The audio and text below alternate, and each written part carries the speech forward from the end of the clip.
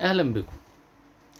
الفيديو ده معمول مخصوص عشان نتكلم فيه عن الحضارة المصرية وعن العصور التاريخية التي مرت بها مصر عبر تاريخها حتى اليوم.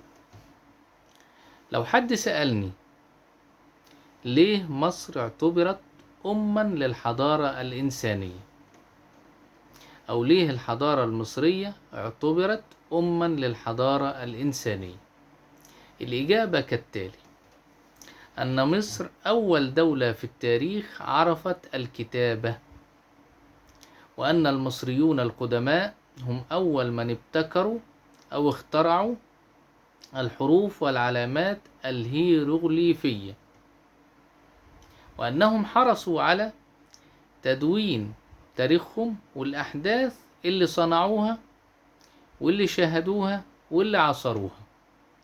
وبالتجربة العظيمة دي خرجت مصر من عصور ما قبل التاريخ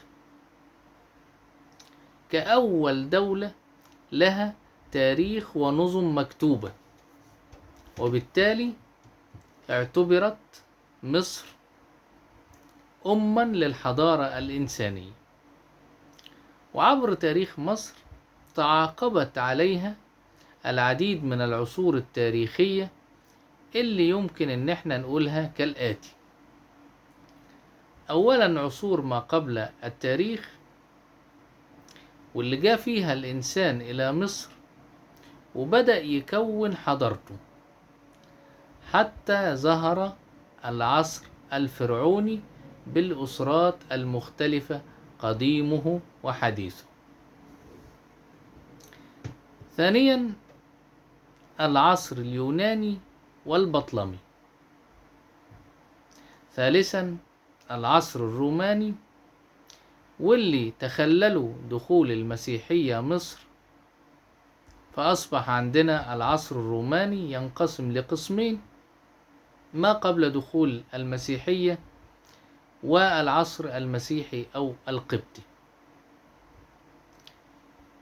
رابعا، العصر الإسلامي، واللي تخللوا أكتر من حاجة زي عصر الولاة، عصر الدولة الطولونية، الدولة الإخشيدية، الدولة الفاطمية، الدولة الأيوبية، الدولة المملوكية أو المماليك.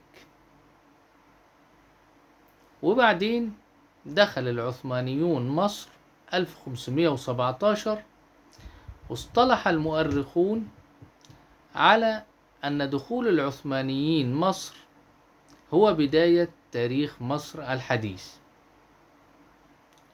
ومنذ 1517 حتى 1952 يمكننا التفريق بين أكثر من عهد. فالعهد العثماني أو مصر العثمانية مثلا تبدأ من 1517 حتى تولية محمد علي حكم مصر 1805، ومن 1805 ل 1952 هو عصر أو عهد محمد علي وخلفائه،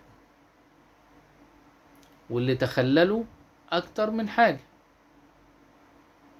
منها أن مصر كانت ولاية شبه مستقلة وتابعة للدولة العثمانية، ومنها أن حاكم مصر كان بيسمى خديوي في فترة من الفترات، ومنها أن حاكم مصر أو أصبحت مصر سلطنة يحكمها سلطان، ومنها أن أصبحت مصر مملكة يحكمها ملك.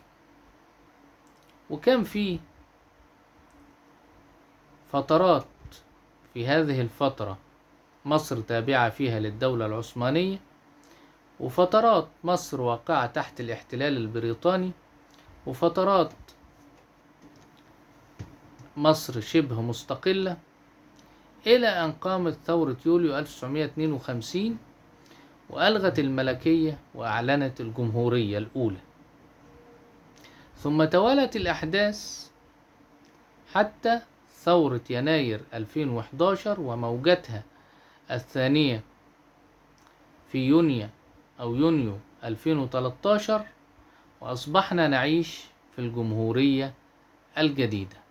حفظ الله مصر، ولكم تحياتي.